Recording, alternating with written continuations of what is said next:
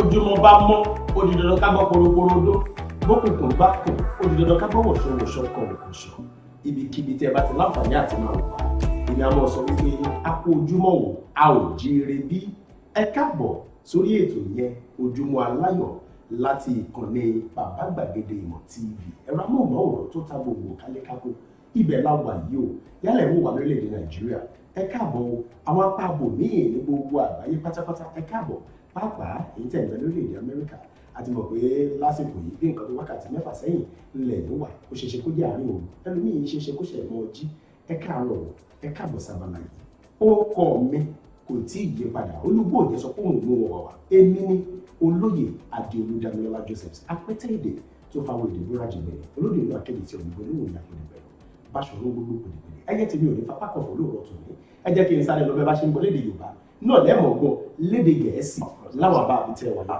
ó yá Rabila. It's a beautiful Tuesday morning in the city of Abeokuta, Nigeria, and it's just that morning show which we tag as Baba Gbagede Imo TV show, which we bring every morning in both the local Yoruba language and the English language as well. He has mentioned it all, what you need to see from this program as interesting aspect is been taken along line with what we've come with, and a little bit of the news item just to make it understand what the newspaper headlines in Nigeria talks about this morning. But that's not why we're here. We're here on some trending matters that concerns people. Do not forget that yesterday was absolutely the World Teachers Day. Teachers were celebrated all across the globe. Exactly. And my name is Rabila Lawal, yours faithfully on this Darling Dial and online television. We are the pace setters, as you know. Àwa ni o ṣe láti mọ̀ pé táwa bá ti ń lọ báyìí àwọn tó kó mọ̀ tẹ̀lé wa ni ẹ kúṣẹ́ ni mo rí níṣẹ́ yá ẹ̀yin náà ẹ tètè mọ́ ọ lọ ẹ lọ tẹ àmì subscribe yẹn tẹ́ bá ti tẹ̀ ẹ́ lẹ́ẹ̀ wà rí nǹkan kan lẹ́gbẹ̀ẹ́ rẹ̀ aago ìránnilétí tó ń pè ní notification bell ẹ tẹ̀ ẹ́ sí gbogbo ìgbà tá a bá ti wà lójú afẹ́fẹ́ báyìí ẹ lẹ́mọ̀ gbọ́ pé a tún ti dé o yóò mọ̀ ọkọ rere orí YouTube wa nìyẹn wà Bàbá Gbàgede Ìmọ̀ TV ẹ tẹ subscribe lẹ́ẹ̀kan náà kẹ́ wá lọ máa tẹ aago ìránnilétí ìyẹn ní notification bell tó bá ṣe pé orí ìkànnì ìbánidọ́rẹ̀ẹ́ wa lẹ́fẹ́ darapọ̀ pẹ̀lú wa Facebook Gbàgede Ìmọ̀ with Aláwìyé Adébáyọ̀ ibẹ̀ lẹ́tì rí lórí ìkànnì ìbánidọ́rẹ̀ẹ́ kí lẹ́pẹ̀ lédè Gẹ̀ẹ́sì Gbàgede Ìmọ̀ with Aláwìyé Adébáyọ̀ lórí Facebook wa lẹ́tì rí ẹ jẹ́ a lọ sórí IG wa ẹ máa rí Gbàgede Ìmọ̀ _ ìyẹn ni àmì tí ń bẹ́ sàlẹ̀ ẹ wà tẹ 18 lẹ́yìn rẹ̀ 22 Gbàgede Ìmọ̀ _22. That is in English, Gbàgede Ìmọ̀ _22. These are our social media handles which you can meet us with, or probably you missed the original show while live streaming.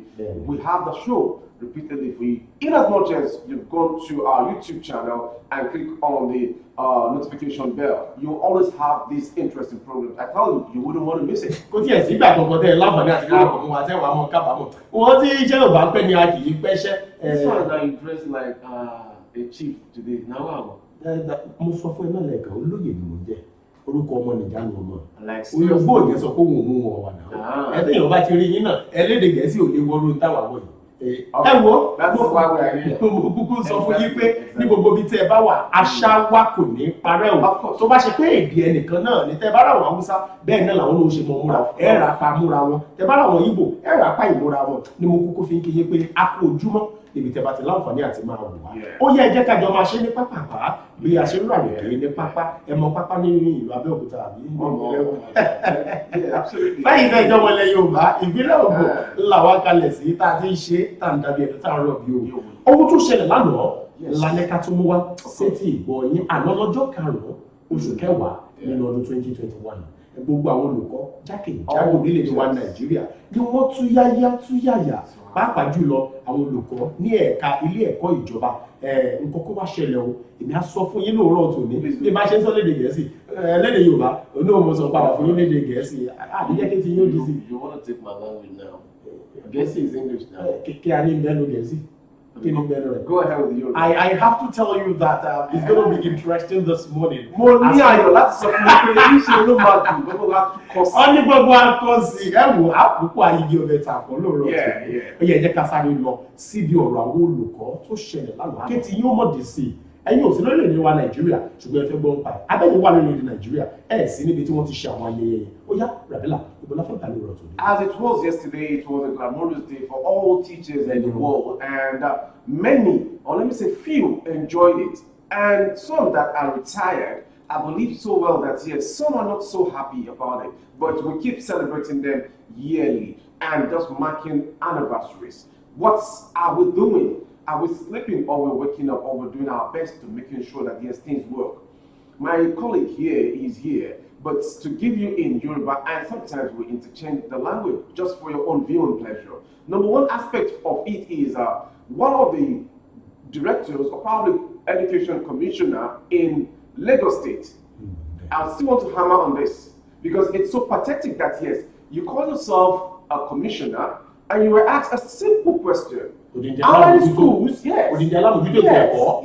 How many schools do we have in Lagos State? Even if you do not have records of the private schools we have in Lagos State. Exactly. He stylishly waved it away. Wow. Now, if you can't have a record of government schools, what are you telling me about their incentives, their salaries, all the benefits attached to these teachers? Wow. Do not forget, you in particular, you were taught in crèche, you were taught in nursery school, you were taught in secondary school, even to your higher education. It could be polytechnic or university before you exactly. And even if you travel abroad for your own school, right? That is, you went out to school. If the system ain't working, what do you expect to meet up with the standard? Yeah. Josephs, these are training issues. We keep celebrating these people, but is our government doing anything? Jẹ́ ká wá ṣe báyìí. Ṣẹ̀rí lórí tó mú jáde yìí, ìpínlẹ̀ kọ̀ọ̀kan ló ní alámòjútó fún ètò iṣẹ́ kọ̀ọ̀kan. Pàápàá ohun tó bá jọun ni Yorùbá sọ pé a fi ń gbé wọn. Epo ẹ̀bájọ kó sí ẹ̀lérí, ọwọ́ alábàáwọn, ó jọ àrán ọ̀pẹ. Ohun tó ṣẹlẹ̀ gan-an ni kẹ́ ẹ jẹ́ ká kọ́kọ́ sọ̀rọ̀ nípa rẹ̀. Ọ̀rọ̀ nípa ètò ẹ̀kọ́ ni tá a fẹ́ mú jáde.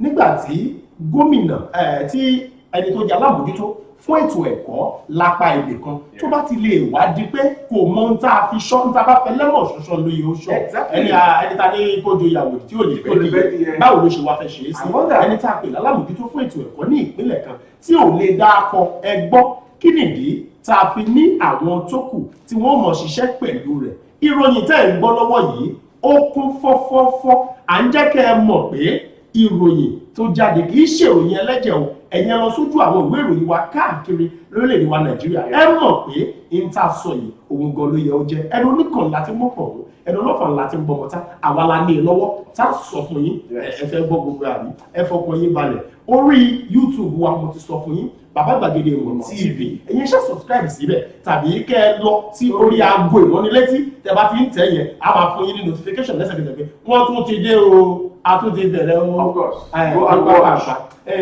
Ń gbọ́ ibo la fẹ́ gbégbà káàtì wá sọ pé bí èmi ṣe jókòó yìí wọ́n ti rí mi pé iṣẹ́ tí mò ń ṣe rẹ̀ èyí wọ́n béèrè pé ìròyìn tó ṣẹ̀ jáde gbọ̀ngàn ní ìmọ̀ rántí ìròyìn yẹn báwo ló ṣe rí létí náà. It means you're not doing your job well. Ìgbà tá alámòjútó fún ètò ẹ̀kọ́ ọ̀bá tiẹ̀ ti wá lè sọ iye ilé ẹ̀kọ́ tó wà kí wá ní kí ẹni tó jẹ́ alákòóso ní gbogbo orílẹ̀-èdè wa Nàìjíríà wọ́n sọ nípa àwọn iléèwé tí ń bẹ́lẹ̀ gbogbo ẹ̀yin olùkọ́ mo mọ̀ kí yín o ẹ kú iṣẹ́ ẹ kú ìfọmọnìyàn ṣe orin yìí lèmi ò mú wọlé ṣé kí n kọ́ ẹ bá mi kí wọn iṣẹ́ ni tíṣà ń ṣe honestly ẹ bá mi kí wọn iṣẹ́ ni tíṣà ń ṣe tíṣà ló ń kọ́ lọ́ọ̀yà òun ló ń kádájọ́ ẹ bá mi kí wọn iṣẹ́ ni tíṣà ń ṣe iṣẹ́ gan ni wọ́n ń ṣe ẹ gbọ́ láìsí olùkọ́ ta ló ń pè ní gómìnà láìsí olùkọ́ bàbá ńlá kó bàbá ẹnìkan wo ló fẹ́ dà ní orílẹ̀-èdè láìsí olùkọ́ àwọn táwọn bí ẹ gbọ́ kí la fẹ́ wá dà láyé ẹ ṣe jẹ́ ká kó àwọn olùkọ́ yìí lé kó ṣẹ́ ni mo rí oníṣẹ́ yà wá Rabila ibo la bọ̀rọ̀ yìí dé. There is one thing again I want to add on to our discussion this morning because it's not basically for news alone. We only have few skeptical time for news. But today we want to reiterate what should be done to the teachers and to every unit in the country because if you're not doing your best, Josephs, it sounds like you don't know what you're doing. Absolutely. Now again, I got to see one information that states that Nigerian government wants to give South Sudan some kind of support to have political stability It is unheard for. It is a laughing, as in, it is a mocking story. Number one, concerning insecurity, information drops that Southeast is having over 300 separatist people or units or a gathering that, yes, fine, we have some kind of ECN, we have some kind of people, they call themselves bandits, kidnappers and stuff. And you're saying you want to give another country stability. It's unheard for. Sure. It's nothing.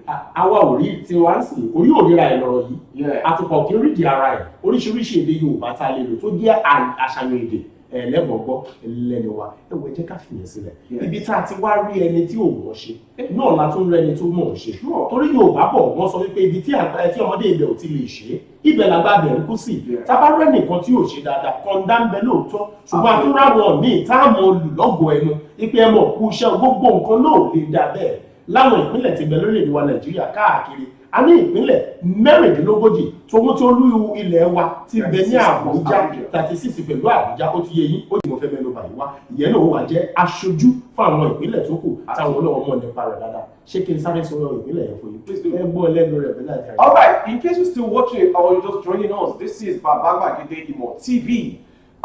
It's a program we call Owuro Ojúmọ́ Aláyọ̀. Okay, in between we can use the two terms. And exactly. Now we have a state in Nigeria that has done something remarkable, something wonderful, something meaningful. But I tell you, if this gesture has been on since inception, we wouldn't have this vital segment concerning the teachers. Because number one, this very governor is an honorable, is a doctor. Tell me, if without teachers, how? Yes. Yes. Ó sọ pé dókítà, doctor lẹ́gbẹ̀lẹ́dẹ̀ yẹn sí. Ṣùgbọ́n lédè Yorùbá ọ̀mọ̀wé làwọn ń pè é. Ọ̀mọ̀wé ni. Nítorí pé kì í ṣe dókítà alábẹ́rẹ́. Ọ̀mọ̀wé lẹni tá a sọ̀rọ̀ nípa rẹ̀. Ọmọ ìwé ló ṣe di pórí bẹ́ẹ̀. Now, he has done something for the best teachers in Ekiti State. Fine, you have done well, Mr. Governor, but there's another thing. Are you saying this set of best teachers are only the teachers in Ekiti State? Fine, you have done something. You've given them cars, you've given them cash, you've given them houses, like the story tells. You have done something. It is a challenge to all governors, all Nigerian sitting governors, that yes, without you and your own coming from, that is your sources, like your parents, they were taught by some teachers. Some are still alive and some are gone. It is high time Nigeria's living governors, even the past governors, you guys have this money. You have your monthly payment you have from the federal government. You have allocation to the state you don't before.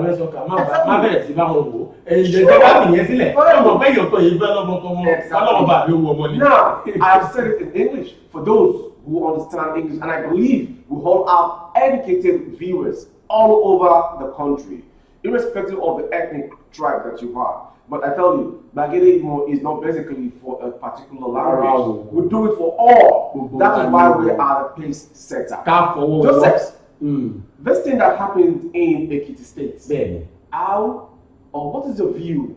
How do you feel about it?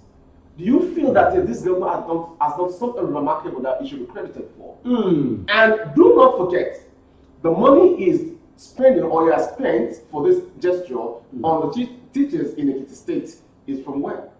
Akojoba. Thank you. Who was the Akojoba? Nigerians. So should we say yes, we should clap for him, or is he needs to still do more? Please give it up in Yoruba. Thank you. Ọ̀pọ̀ èèyàn ní owó bí tí èèyàn wà lóòótọ́ ó lè jẹ́ owó àwọn ọmọ orílẹ̀-èdè Nàìjíríà lóòótọ́ ó lè jẹ́ nínú àpò ìjọba ṣùgbọ́n láwọn ọgbà míì ẹgbẹ́ ká ti di ìṣàlókè ìṣòwò nígbà tí ọmọ sọ fún bàbá pé bàbá mi tẹ́ bá ti ń bọ̀ o ẹ bá mi ra ìpápánu bọ̀ bàbá wa ra búrẹ́dì gbogbo nígbà bàbá ra búrẹ́dì ni ó gbé lọ́mọ yẹn lọ́wọ́ ó wá náwó pé fún mi ń díẹ̀ nú ẹ̀ ọmọ yẹn wá ṣe kò fẹ́ fún bàbá mọ́ ibo ni ó ti rí búrẹ́dì ti lọ rẹ̀ ẹ jẹ́ ká wá wò ó ṣé ká sọ pé nígbà tá a ti fún ìjọba ní tiẹ̀ ká wá sọ pé kí ìjọba fún wa kí ìjọba wa máa ṣe ṣé kì í ṣe pa àwọn ló bá dé yẹn òkè òkú lòkúrò ilé bàbá bọ́lọ́bọ́lọ́ tá a bá sọ pé a ṣe fún ìjọba torí pàwọn à ń san owó orí à ń san àwọn ẹ̀tọ́ wa tí ìjọba náà bá wá ń kí wa mo sọ lẹ́ẹ̀kan nínú ọ̀rọ̀ mi pé kò ṣẹ́ ló mórí oníṣẹ́ yá tó bá ṣe fún wa a máa ṣèlú wọn náà lè nítorí pé tá a bá fún wọn tí ò bá mú jáde nǹkan tó bá ṣe kì í sílé ó gbọ́dọ̀ ṣe kì í síta náà ni lọ́dọ̀ gómìnà tá a mẹ́nu bà lẹ́ẹ̀kan gómìnà ti ìpínlẹ̀ Èkìtì ọ̀mọ̀wé Káyọ̀dé Fáyẹmí ló kọ wọn ẹ bá mi pa àtẹ́wọ́ fún bàbá wọn ká sọ pé ẹ ṣeun gan o ẹ kú iṣẹ́ lóòótọ́ kì í ṣe àwọn olùkọ́ tẹ́ fún yẹn nìkan lólùkọ́ tó yanrantí jùlọ lólùkọ́ tó dángájíá jùlọ àbí ẹ tá sọ pé tó yege jùlọ ní ìpínlẹ̀ Èkìtì kì í sì ṣàwọn náà nìkan ni wọ́n dá jùlọ lórílẹ̀-èdè wa Nàìjíríà ṣùgbọ́n síbẹ̀ lẹ́yìn àgbéyẹ̀wò ṣó ń tètè délé ìwé ṣe mọ múra dáadáa ṣó ń kọ ìwé ẹ̀kọ́ iṣẹ́ rẹ̀ dáadáa báwo ló ṣe ń kọ́ àwọn ọmọ sí ṣáwọn ọmọ ń gbọ́ ohun tó ń sọ ṣó ń ṣe àwọn tíjọba ń béèrè lọ́wọ́ rẹ̀ lẹ́yìn tí wọ́n ti ṣe gbogbo àgbéyẹ̀wò yẹn tó gbé lórí ìgbéléwọ̀n lọ́ba wò pé ó dáa ẹ jẹ́ ká ṣe báyìí a ò lè sọ pé kí gbogbo aráàlú wá dọba ṣùgbọ́n a mú ọba kan tí ó ṣojú gbogbo aráàlú ni wọ́n ṣe fún àwọn bíi mélòó kan ẹ wá wo ohun tó ṣe tá a fi lè sọ pé ká lu gómìnà yìí lọ́gọ̀ọ́ ẹ̀wọ̀n wọ́n gbalé wọ́n gbọ́kọ̀ wọ́n gbowó wọ́n tún gba àwọn ẹ̀bùn míì tó lè mórí wọn yá bí àwọn tí wọ́n ṣe ń gbalé àwọn tí ó gbọ́kọ̀ ó mọ̀ gbọ́kọ̀ tó túmọ̀ sí pé yóò gbó randi ni wọ́n sọ pé ká sáà fún gbogbo rẹ̀ randi wọ́n ti pín káàkiri ṣé ká sọ pé ẹ kú iṣẹ́ sà fún gómìnà yẹn níbi gbogbo tẹ́ bá ti láǹfààní àti máa wò wá ẹ bá wa kí gómìnà Káyọ̀dé Fáyẹmí ọmọwé ni wọ́n o ẹ bá wa kí wọn pé wọ́n ṣe wọn síbẹ̀ àwọn gómìnà míì náà àwọn náà ń ṣe ipa tiwọn ṣùgbọ́n ọ̀bọ̀n làágùn ìrora ẹ̀mí òjì á mọ̀ wọ́n gbìyànjú kọ́nà wọn bá àbúrò ṣàánú wa nítorí pé gbogbo ìpèníjà ti bẹ láwọn ìpínlẹ̀ kọ̀ọ̀kan ṣùgbọ́n síbẹ̀ a ò ní gbàgbé ẹ̀ a ò sì nítorí àwùjáre kí tó ń tán lẹ́nu ẹ jẹ́ padà sórí ọ̀rọ̀ àwọn olùkọ́ tà sọ̀rọ̀ lẹ́ẹ̀kan a mẹ́nuba ọ̀rọ̀ àwọn òṣìṣẹ́ fẹ̀yìntì ní bẹ́ẹ̀ ni nínú àwọn olùkọ́ owó tó yẹ kí wọ́n gbà owó àjẹmọ́nú ni Yorùbá bọ̀ wọ́n sọ wípé òògùn aláàánú gbọ́dọ̀ gbẹ ẹ gbọ́ báwo ni ká ṣiṣẹ́ sí èèyàn ṣiṣẹ́ sí ìjọba lóòótọ́ bá ṣe ń ṣiṣẹ́ sí ìjọba náà láàmú gbowó tiwa bá ṣiṣẹ́ owó oṣù ṣùgbọ́n ẹ jẹ́ ká gbé iṣẹ́ tà ń ṣe sẹ́gbẹ̀ẹ́ owó oṣù tá à ń gbà lọ́wọ́ ìjọba ṣó tó fi wéra wọn kó tiẹ̀ ṣe fi wéra wọn láéláé kó ká kí la fẹ́ ká tó wọkọ̀ lọ síbi iṣẹ́ kó tó di pa asanwó ilé asanwó omi asanwó iná asanwó iléèwé àwọn ọmọ nílò àwọn nǹkan kan nílé ìwé ẹ wá gbé sí iye tí à ń gbà lójoojúmọ́ kò lè kára wọn kéèyàn wá ṣiṣẹ́ fún odidi ọdún 35 good years kó wá sọ pé òun fẹ̀yìntì ẹlòmíì tí ò ṣiṣẹ́ ọdún 35 ó ṣiṣẹ́ kó jẹ́ ọjọ́ orí ló gbé ẹni tó ti wá ṣiṣẹ́ tó ti wọ 100 ọdún tẹ ní kó fẹ̀yìntì tàbí tí ọdún iṣẹ́ ti mú tó ti wá padà wá fẹ̀yìntì iṣẹ́ kí ló fẹ́ máa ṣe 100 ọdún nígbà tó ti fi irun dúdú ṣiṣẹ́ ẹ fi wá ní kó tó bẹ̀rẹ̀ sí fi irun funfun lọ sáré káàkiri owó àjẹmọ́nú wọn ó yẹ kí wọ́n lè rí gbà káwọn náà lè fẹ̀yìntì wọn mọ̀ jẹ wọn ìyẹn kéèyàn wá dàgbà tó kó bẹ̀rẹ̀ sí sáré káàkiri àbí báwo rẹ̀ lọ́la. Joseph, I like the points that you've elaborated so many facts about the discussion this morning. And absolutely, it's a wake-up call to all governors. And even we have some individuals that are well-to-do. You have this money, you have this wealth, you have these resources. You can do something for our teachers. Imagine a teacher who retired, let's say like 10 years ago. Many are now farmers. Now, I want to bring a point. These people were forced into farming. They can't even go to their farms anymore. But you expect them to eat because of the age and the weather situation in the country. Do not forget about the insecurity part. The kidnapping is there. They all have these farms. Yes. They all have these farms. Some went into animal farm, poultry, fish, everything. But right now, look at my farm over there. I can't even go out of my house because I'm so scared. That is one point. Then number two, if Governor Káyọ̀dé Fáyẹmí has done this, let me now ask this question to the federal government at home. What is the record of many of these retired teachers that still goes on queue for their own talk Yoruba language? That is their rights, their civic rights, constitutional rights that yes, I need to be paid. Fundamental rights. Exactly. Look at developed countries. We celebrated our anniversary, 61st year. 64th year. Recently, what are we celebrating? students, look at our educational sector. It's not up to standard compared with an African country. African continent as a whole, Nigeria used to be the #1. Go and check the record. Where are we today? Most of the young teachers we have at private schools, the highest fee paid, except if the school is having some kind of international link. That's where you'll see that yes, the private teacher is being, he's been paid like, let me say 50,000 naira or probably. I'm only saying that international recognized private schools. International private school. Go and check this infrastructure situated down for schools. Do they have a registered or registration that certifies such environments? When the federal government is sleeping, state government is sleeping, local government is sleeping, anyone can just cook up a school and say, yes, we want to make it a school. Tafawa Balewa, they've done theirs.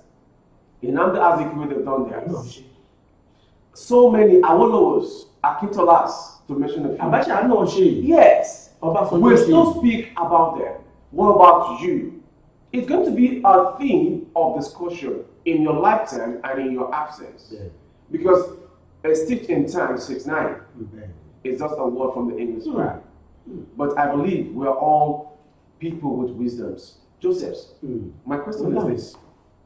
If you dress as a Yoruba man, everyone sees you and recognizes you with that ethnic trash. Fine, I may be in what I'm wearing, and my voice could sound English, but it's not my mother tongue. It's not my mother tongue. But the reality is this, that let us hit the nail on the head. Yes. When these things are put in place, I tell you, look at one thing that happened in Ogun State precisely. The governor gifted a celebrity millions of naira. The best student in Nigeria from one educational discussional base or kind of was given a token of 250,000 naira. Exactly. He has become an ambassador from our BB Nigeria program. Yes. It's still painful. It's still hitting people in their hearts.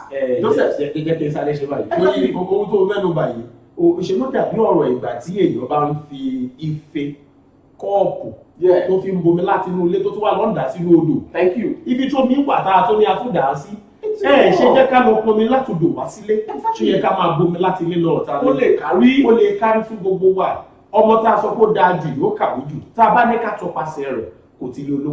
Yes. Nígbà míì àwọn ọmọ tí wọ́n máa ń sábà mọ̀wé jù ó máa ń dàbí pé inú ìkòkò dúdú ńlẹ̀kọ́ funfun tí ń jáde. Bàbá mi ò kàwé, ìyá mi ò kàwé, ṣùgbọ́n èmi rèé o. Kàbílà rèé, òun náà lè sọ tiẹ̀ tá a bá ní ká bẹ̀rẹ̀ sí í múrun. Ilẹ̀ òkun ẹjẹ́ àgbè náà bàbá gbàgede ìmọ̀ gan fúnra wọn. Àwọn náà báwo ni wọ́n ṣe ìmọ̀ ẹ̀kọ́ wọn gbà tí wọ́n fi dàgbà wá. Ṣùgbọ́n àwọn ọmọ òun náà rèé láti wá padà wá di ẹni tó là tó lu. Nínú òfin nínú ọ̀la lọmọ pàǹdọ̀rọ̀ wá padà wá dàgbà sí. Ṣe ràn wá lọ́wọ́ àti irú àwọn míì tí wọ́n kù bẹ́ẹ̀ ká lè gbú gbogbo nǹkan tí ń bẹ́lẹ̀ yìí ká lè gòkè àgbà sí nítorí lè sọ orílẹ̀-èdè wa Nàìjíríà di ẹni tó gòkè nìyẹn. Nígbà tó lówó bá ń lówó sí títánìkà ń tòṣe sí ẹgbọ́n báwo la ṣe wá fẹ́ ṣe lórí ọdún ọgbà developing country orílẹ̀-èdè tó ń gbèrú òun lórílẹ̀-èdè wa kì í ṣe pá àti gbèrú tọ̀hún síbẹ̀ kì í ṣe pá àgbèrú rárá ṣùgbọ́n ọjọ́ gbogbo la fẹ́ rìn nígbà tí èèyàn jẹ́ ọmọ ọdún mọ́kànlélọ́gọ́ta síbẹ̀ tí ò tí lè dààmú ọwọ́ ọ̀tún yíyàtọ̀ sọ́wọ́ òsì ṣó dìgbà tó bá ti wá ọ ní ìfúlà 40 bàtà ṣé ká sọ pé ìfúlà 61 ní lọ́tẹ̀. That is it. Ọjọ́ wo gan la fẹ́ bọ́ sí ojú ọ̀nà gangan àti tọgbó títí ìrọ̀nà ní òròyìn ọkà tó gbó sọmúrò ní òròyìn obìnrin tó ti bàlágà ẹ̀yin náà lẹ́ẹ̀mọ́ sọ fáwọn èèyàn káàkiri pé Bàbá Gbàgede Ìmọ̀ TV lórí YouTube ìkànnì tó ṣe pé omi ilẹ̀ títí ó kílẹ̀ kìkì ẹ̀yin ẹ tẹ subscribe yẹn kẹ́tù wá lọ sórí aago ìrànlẹ́lẹ́tì notification bell ẹ mọ̀ wò wá gbogbo àti abá ti dé yálà yìí ò tí ì sí níbẹ̀ ni ẹ ń ṣiṣẹ́ kan lọ́wọ́ yóò mọ̀ fi yín ní ìsọfúnni pé àti dé o ẹ jẹ́ a lọ sórí òpó ìkànnì ìbánidọ́rẹ̀ẹ́ wa Bàbá Gbàgede Ìmọ̀ with Aláwìyé Adébáyọ̀ ìkànnì ìbánidọ́rẹ̀ẹ́ gbàgede ìmọ̀ with Aláwìyé Adébáyọ̀ tó bá ṣe tó rí Instagram wa ilẹ̀ fẹ́ lọ ẹ lọ sí gbàgede ìmọ̀ ìlàlábẹ́ àti méjìlélógún lẹ́fìkún gbàgede ìmọ̀ _22 lẹ́tẹ̀sí lẹ́bàá máa rí àwọn ohun tá à ń ṣe ẹ̀yin náà rí pé ẹgbàdùn tòwúrọ̀ tò ní àbí mo mọ̀ pé ọ̀pọ̀lọpọ̀ àwọn nǹkan míì ṣì ń bẹ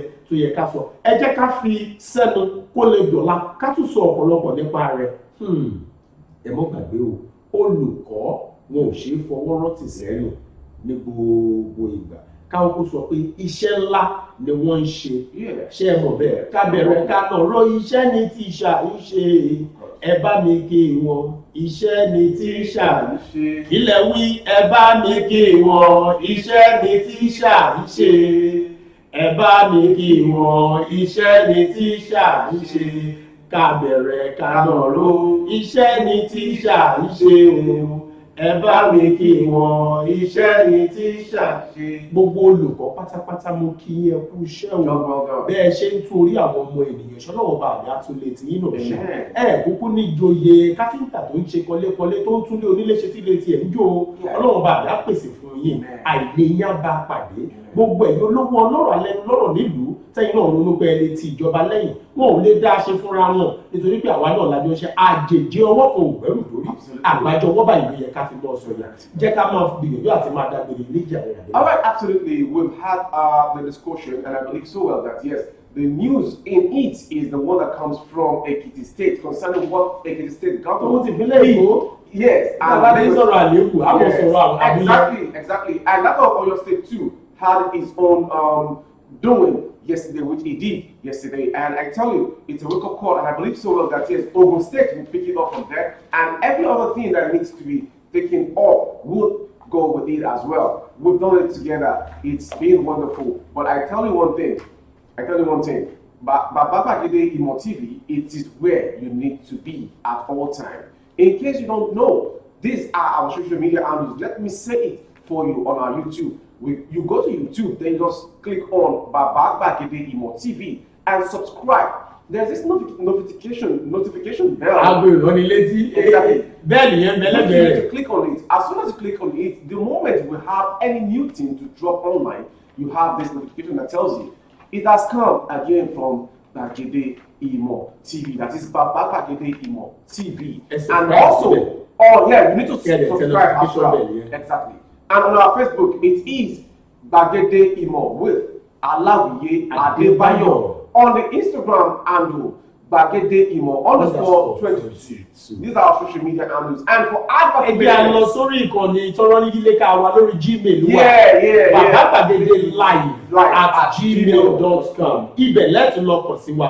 Ẹ fẹ́ ṣe ìpolówó ọjà. Ẹ̀yin rò pé Inter ń ṣe ń bí káfí tí wá gbé ti yín lárugẹ kó ba lè dé pé gbogbo ènìyàn mọ̀. Ẹ jẹ́ ká jọ pé olówó kó lówó lè wá bá wa ná. Ajé àfilé wa ṣe gbogbo. Ẹ lè pe 090 79 48 5035 090 79 48 5035. Àǹfààní ni fún yín pé kẹ́yìn náà lè ṣe ìpolówó ọjà lórí ẹ̀ kẹ́ wá rí i pé Ajé Ògúngúrúsọ̀ yóò fi lé yín ṣe gbogbo. Ẹ má gbàgbé bó ṣe ń gbọ́ wa nílẹ̀ yìí ló ń gbọ́ wa lókè òkun gbogbo aráyé pátá ìní wò wá kó síbi tẹ́ ẹ wà tẹ́ ẹ fi lè bọ́ sójú òpó ìkànnì ìbánidọ́rẹ̀ẹ́ yìí tẹ́ ẹ máa bá wa lọ tẹ́ ẹ máa bá wa lò papọ̀ tí ìjọ máa gbádùn rẹ̀ bàbá ṣe gbádùn tòní ẹ jẹ́ tún gbádùn ẹ̀ lọ́la ẹ mọ̀ pé ojoojúmọ́ báyìí ni kọ́ngó là ń gbóhùn agogo tàbá ti ń dé ta tí ìlú kọ́ngó ọ̀rọ̀ tó bá yẹ ká sọ làwọn sọ àmọ́ sojú abẹ́ ń kó abẹ́ ò ní gé wa lọ́wọ́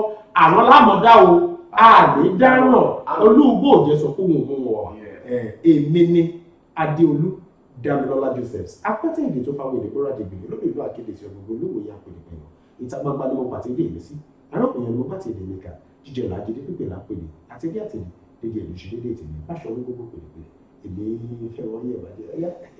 Absolutely, this is where we will call it a wrap. Let's make it a date tomorrow with your favorite. Rabila Lawal is my name. Have a wonderful time out. God bless. Ó dàbọ̀.